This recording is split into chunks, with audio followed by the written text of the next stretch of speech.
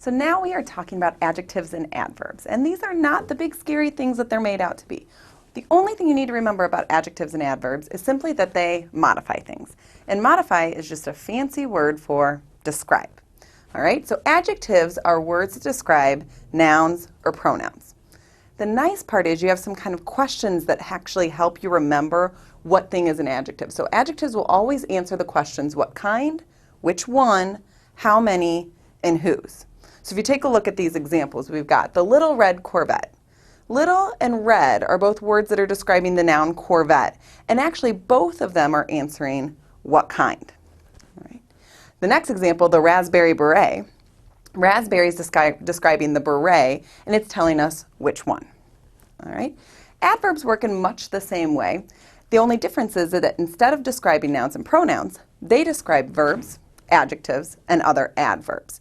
They too have a set of questions, so that kind of makes it easier to identify.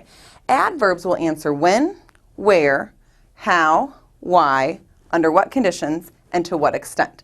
So we can actually take a look back to these examples and add some adverbs up here.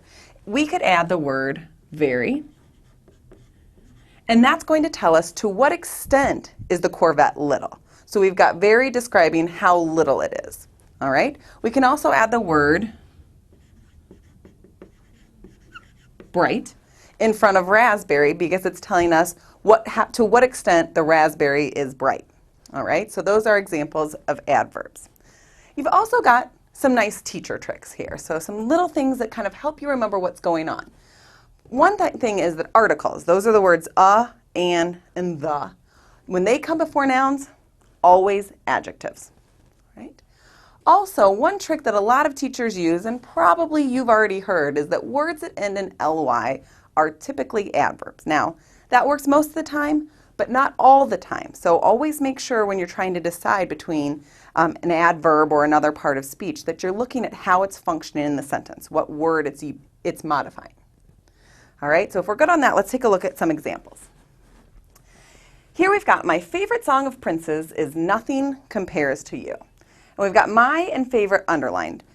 What we've got to take a look at is what words these words are actually modifying or describing. So I know that favorite is talking about song.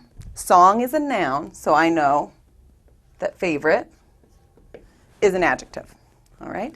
Now the question is my describing favorite or is it describing song? Here it's actually describing song. Again, it's describing a noun, so we've got two adjectives. All right, let's take a look at the second sentence. It's a little bit more tough.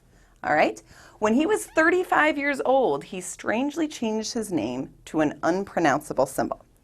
All right, so let's start with 35. All right, 35 is describing the number of years, and if we remember back to our questions, it's answering that how many question.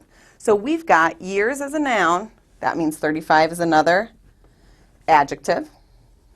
All right. Then we've got the sentence or the word strangely. He strangely changed his name. Now strangely is not describing any actual item here. It's describing the way he changed something. All right. And to change something is a verb. So if we've got a word that describes a verb, we know it's an adverb. Lastly, let's look at his name. He changed his name to an unpronounceable symbol. All right. The idea that the symbol is unpronounceable means that unpronounceable is describing that symbol, which is a thing. If it's describing a thing, we've got another adjective. So you've taken a look at our modifiers, our adverbs and adjectives, and hopefully now they're not too scary.